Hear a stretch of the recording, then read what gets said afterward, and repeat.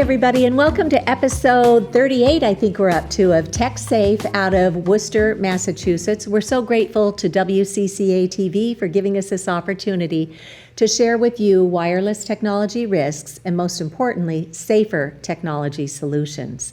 Today, my guest comes to us from across the country in East Los Angeles, and her name is Brenda Martinez, and she has worked very hard in her community on neighborhood councils, as well as fighting in the courts to preserve their community against the influx of close-range wireless radiation.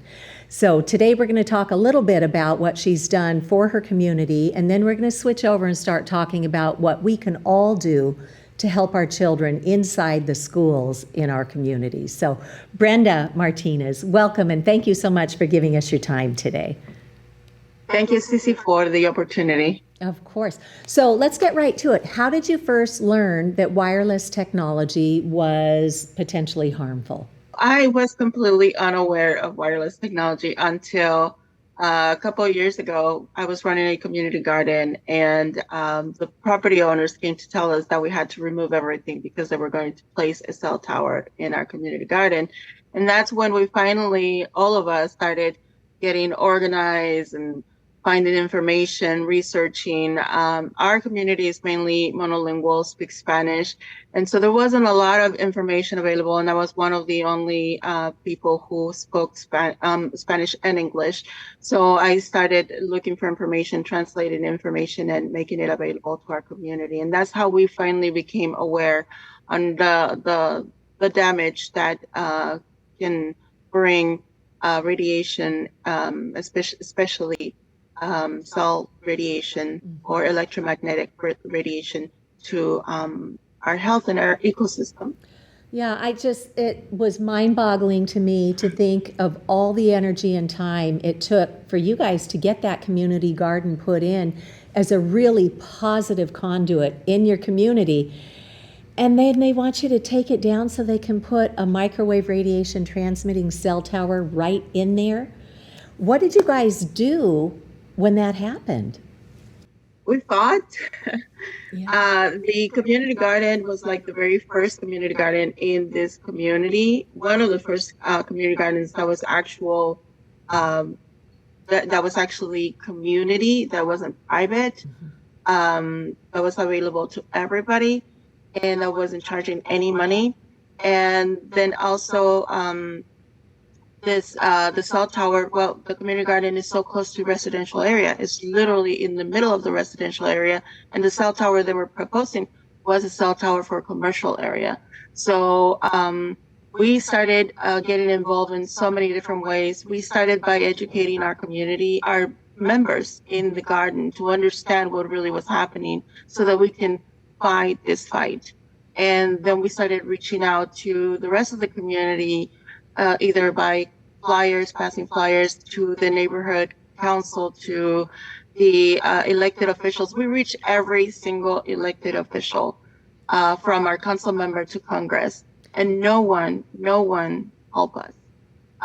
We reach out to attorneys, we reach out to the city, we reach out to different entities, and we never really got lots of support. So we decided to organize and just be prepared and stand in front of the gate if Verizon decided to come.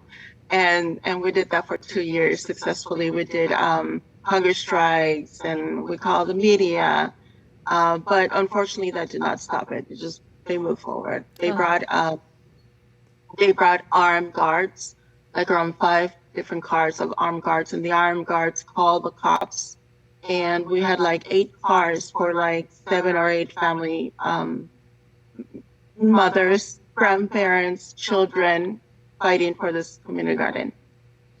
And in the end, was it Verizon? They just came in? In the end, yes, Verizon came in with their security guards and the cops. That reminds me. The whole place. That reminds me so much of what's happening out here in Pittsfield, Massachusetts, too, where Verizon illegally put a cell tower up on top of this neighborhood that made at least 17 children and adults so sick they had to abandon their homes.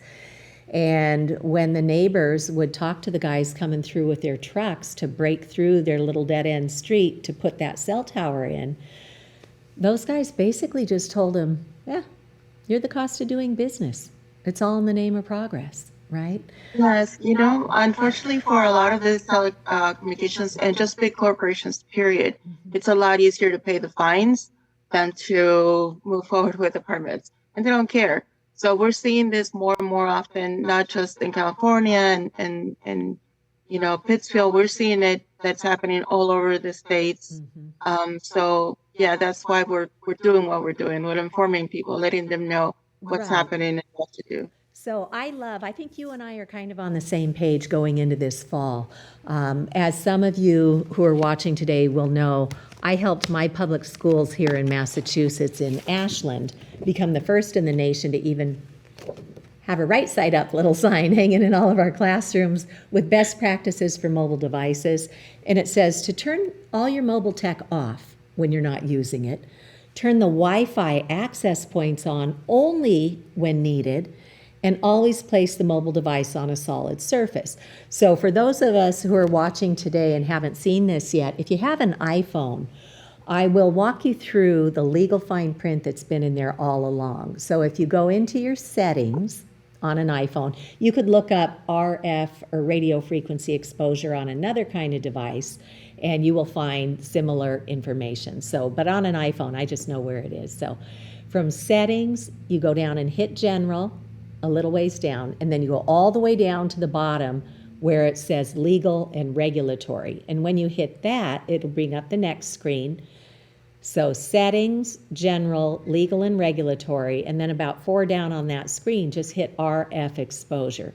This is this man-made energy, as they call it, but it's actually two-way radio frequency microwave radiation that carries all of our signals and data back and forth. And this legal fine print has been in there all along.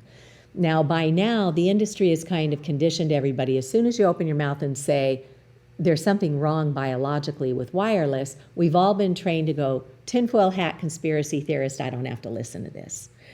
But when you look at the legal fine print that's been in your device all along that nobody's ever read, it tells us 2 really important things. One, this device was tested at a distance from the body. So if you're tucking it in your bra, or you're putting in your suit pocket, or your shirt pocket, or your yoga pants, or your back pocket, you're exceeding the government guidelines for public radiation exposure.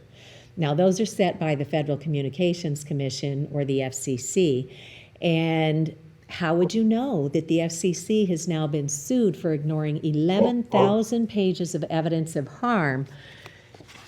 And the courts found the FCC guilty and said, you need to do better. You need to have public radiation exposures that are going to protect children, the environment, the elderly, people who are already feeling microwave sickness symptoms. And this month in August, it's been 3 years and the industry has done nothing, and neither has the FCC. So there's no cavalry coming. We cannot wait for others to come fix this for us. So that's why we do what we do. We educate. That's the first step, because if we don't have the facts, how will we ever pluck up the courage to do what's right for our kids, our schools, and our community? So yes, we became the first in the nation to have this sign hanging in our classrooms, but it's just a sign. Even in my town, they're not turning off the radiation. And it's not rocket science to fix. There is a school here in Massachusetts, I think it's a Waldorf school called the Hartsbrook School. They fixed it, and it wasn't hard to do.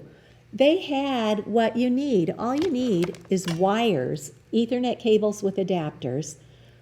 From the access points in the ceiling, they've got 2 little Ethernet ports in them. Just drop a wire down to table level and then plug in all the devices. It's not rocket science to fix. And what the Hartsbrook School did is they put these switches on the wall, this one.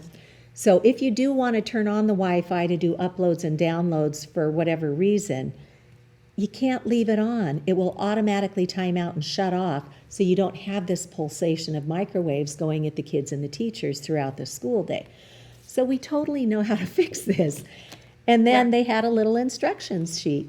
Plug it into the Ethernet port, plug it into the back of your device, and then use a little adapter or a little dongle. This is the lightning adapter for an iPhone. You can get the Thunderbolt adapter for a MacBook or whatever, Chromebook. All of it can be hardwired, and then you just go into the settings and turn off the antennas. And then one additional step is you have to measure, because it's invisible. And I had the hardest time getting my head around this because it is invisible until I learned that there are radio frequency radiation detection meters. And these allow you to understand what is this exposure. So in my home, because I stopped circling my tail finally and I just started plugging things back in and then turning off all those antennas, I'm down to about a 2 or a 3. And the unit of measurement is something called a microwatt per square meter. And in the science, they want us to be at 10 or less in our indoor environments. Now, here in WCCA TV studio, it's relatively low some days. Today, it's a little bit higher. I'm getting a reading of about 151, 207 as these pulsations go by. But I want to give everybody in East LA, in your school district, in your families, in your businesses, a demonstration of what happens when I take one device, just one device, out of airplane mode, and all these different antennas turn on. You've got your cellular and your data, your Bluetooth, your Wi-Fi, your locator, your hotspot, and all these new 5G antennas. Wow. We just went from about 200 to 3,180,000. Now that's the top of this meter. It's probably even higher. So imagine, I'm going to go back into airplane mode, right? Let it all dissipate out of the air, and then it's back down to a much, much lower reading. So that's why we care so much. So we have legislation here in Massachusetts that I've had filed for more than 9 years, going on 10 years, and we move like molasses here.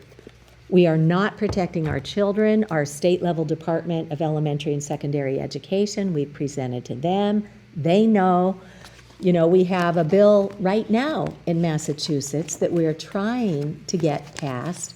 But again, industry is so powerful, and so many adults have become biologically addicted to their phones. But there's always hope. We had the same conversations with legislators in New Hampshire, and in 7 months' time, we got a bill passed into law to examine first 5G, and then they realized it's not just 5G, it's all wireless technology. And they came out with this groundbreaking report that's available on our state page at Massachusetts for Safe Technology. And they identify that there are huge conflicts of interest with the wireless industry, the Food and Drug Administration, and the Federal Communications Commission. So like I said, there's no cavalry coming. Politics are usually the last piece to fall into place after the public becomes informed and decides they're not going to sit still for this. And one of the recommendations out of 15 that they make in this groundbreaking report is to start getting wireless out of our schools. The science shows headaches, nosebleeds, nausea, dizziness, anxiety, suicidal ideation. It also shows behavior issues. It shows that we have higher rates of autism now, ADD, ADHD, asthma, allergies. We're bioelectrical beings, and we keep pulsating ourselves with all this microwave radiation that overpowers us. So, Brenda. I also tend to forget that the children's brains are barely developing, and so the brain-blood barrier is not completely developed. So there's not that much protection. That's why we're seeing higher numbers in children with brain tumors. Yes. You know, so a lot of people are like, what's happening here?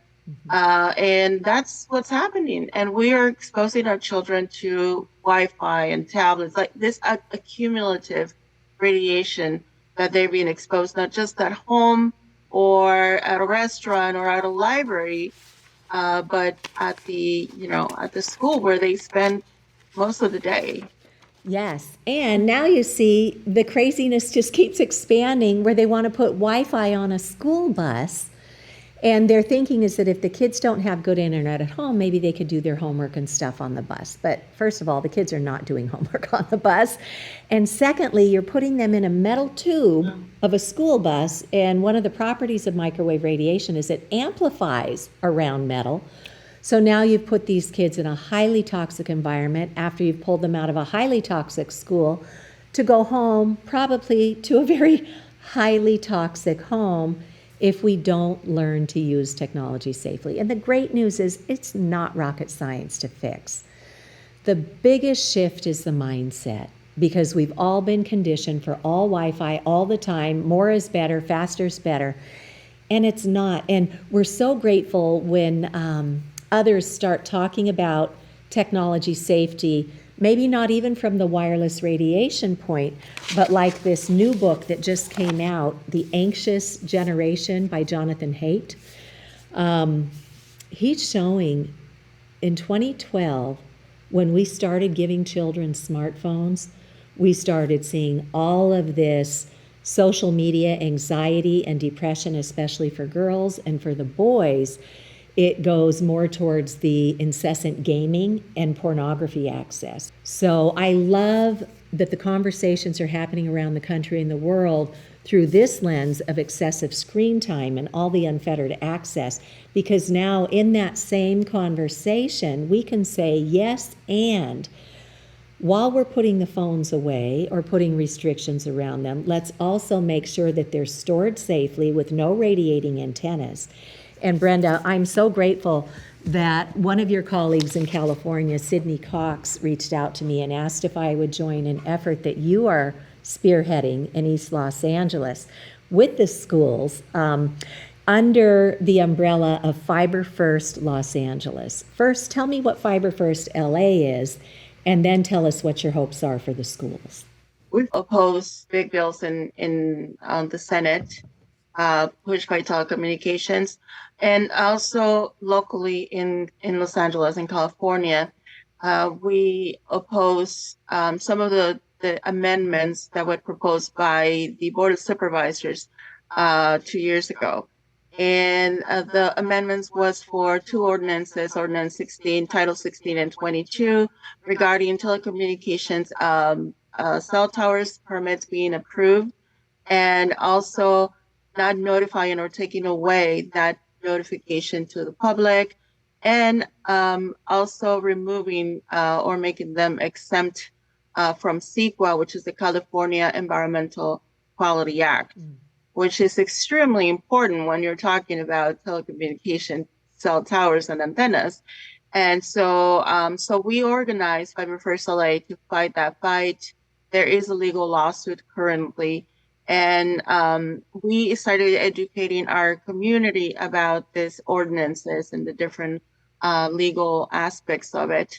And so we became very involved in LA and in other at the Senate with these issues. And now we are taking on to the cell ban and the LAUSD banning the cell phones, and trying to educate LAUSD about fiber optics. You know, they could just use fiber optics. It would be cheaper, it'll be safer. LAUSD went through a major hacking where the FBI had to get involved. So that was soon after they announced that they were going to be an all Wi-Fi schools. So, you know, that's part of it and why we're getting involved. And we also want to begin to educate the community. It's not just the cell phone. It's not just take away the cell phone from the child, but you're still exposing all these children and the teachers and the staff to all these radiation levels that are hurting them. They just don't know where it's coming from. You know, the smart teachers, like we've seen when we met with some of those teachers, they know where it's coming from because they are very cautious on how clean they keep their environment, and clean in terms of all aspects in a global sense, because it is dirty electricity, it is radiation, and it does affect the children and the students and the staff. It affects their cognitive level as well. So they don't perform as well, you know. They're distracted all the time. The bullying, I was just researching that the policy from LAUSD against the cell phones has been there since 2000. No one had enforced it.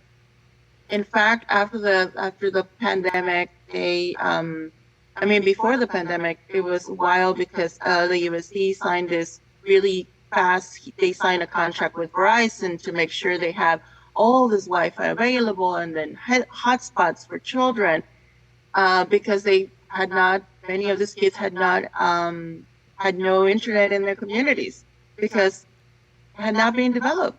Fiber optics was not available. Accessible internet was not available. It's way too expensive. And so they end up paying $8 million total, $5 million the first year to Verizon for faulty hotspots that were catching fire. Oh. So, so we're just not talking about the radiation amount levels, but we're talking a lot of safety issues here. Mm-hmm. And so finally, LAUSD, the board member, Nick Melvoin, decided to make some amendments to this policy. And that's how this cell ban policy came to LAUSD. And now what Fiber First is doing is pushing a little further. So, okay, LAUSD, you're banning the cell phones. Now, how about taking care of this radiation amount levels in your classroom? How about removing the Wi-Fi? Well, you are so right, Cece, when you say the cables are already there. The kids had computers since the 90s. Those cable connections are there since. And the schools, they don't really upgrade that often, you know? We know they're not building schools. So the schools are schools that are already set up with this equipment, and all they have to do is a little more work. Mm-hmm. It will be very efficiently budget-wise for the school districts. It will also be very, very productive for the schools. The board member, Milvoin, mentioned that there were some schools that were phone-free schools in the LAUSD school district. So those phone-free schools were already showing that they were not only lowering the amount of bullying in the classroom and in the schools, they were also showing kids were happy, socializing, and also the kids' test scores were going up. Yes. So, and we're talking just removing the cell phone. Now, if we go further and remove the Wi-Fi and make it a healthier environment for the children and the teachers, I think we can have a better, better outcomes all the way around. So the Netherlands and Finland and other European countries are already removing technology from the classroom. Public places. And public places too. France, Germany, Italy, they are removing it from public spaces. So libraries, anywhere that you go that is public, you will not have Wi-Fi. Yeah, I have a book. Right. I have a colleague who is in between housing right now because of the wireless issue. She's trying to find a safe place to stay. So she goes to the library to do research. And she brings with her an Ethernet cable and asks the librarian, can I please plug in my laptop with an Ethernet cable? And they all look at her a little funny because they've only been working there since they had Wi-Fi. But once you get the IT guy in there or gal, they know where those Ethernet ports are. So we used to know how to have safe technology until there is some libraries in East LA where you can actually bring your cable and connect your Ethernet. Yeah. And you don't have to the setup is already there. It gives you the option. You want a Wi-Fi or you want Ethernet. Right. I know you've been working with Patty and Doug Wood of Grassroots Environmental Education. They are an award-winning nonprofit that helped to get, say, chemicals out of the playing yard in schools, and they've got Americans for Responsible Technology, and they have an incredible website called Tech Safe Schools.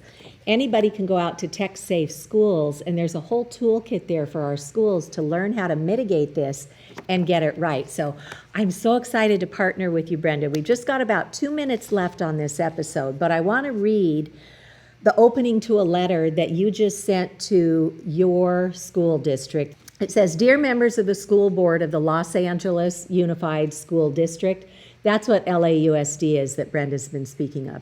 "We congratulate the district for addressing the twin issues of screen time addiction and classroom distraction by adopting policies that restrict or prohibit the use of cell phones in school. These policies will certainly benefit everyone in school, including students, teachers, and staff. It is important that as part of the policy prohibiting cell phones in schools, students are required to turn their phones off and deposit them in a receptacle that blocks any radio frequency radiation transmissions. For instance, EMF blocking cell phone individual pouches could easily store in a classroom, but still be within any reach of the students in an emergency." So we know how to do this, and we're very excited. There are resources listed on the back of the letter, including the science, because people are going to need to know this is real because it's invisible, and then how to reduce it, Tech Safe Schools mitigation, and then the Baby Safe Project talks about pregnancy and EMF, and a lot of young teachers are going through their pregnancies. And then Tech Safe Schools training course. I have a little nonprofit out of Canada called Tech Safe Schools. We've got a course that can be completed online in about less than an hour. We could train an entire school district, and I would love to partner with LAUSD and come up with some terms that work, for both sides to get your schools and the families trained. And then there is also curriculum already developed. Look at this. The Massachusetts Breast Cancer Coalition worked with experts, and they have K through 12 training already for the curriculum. So I am just chomping at the bit to work with schools, and I challenge anybody. I want 10 school districts where the parents are going to learn together, and I will lead those learning efforts. And then once we have a good group of parents, we'll go work with the schools. So I'm so grateful to be partnering with Brenda. She and I are going to be doing, hopefully this month, 2 free public education webinars that will be focused on the schools, and it'll be about a 2-hour session each time that includes questions and answers at the end. So we'll be announcing our date shortly, but we're really excited because there's no law prohibiting us from protecting the schools. Nothing like what the industry did with the Telecom Act of 1996 that deals with all the cell tower placements. We are free as parents and schools to get in there and protect our kids today. So Brenda, I am so grateful to know you and to partner with you, and just to commend your fighting spirit. None of us do this for the glory. We just want to get in there and get this right for our kids and our educators. So we will be in touch. Go out to Massachusetts for Safe Technology, and in a day or two we'll have our invitation up for everybody to come continue to learn with us. Absolutely. All right. Thank you for having me here. Thank you. Thank you, Brenda. You have a tech safe day, and we look forward to next time.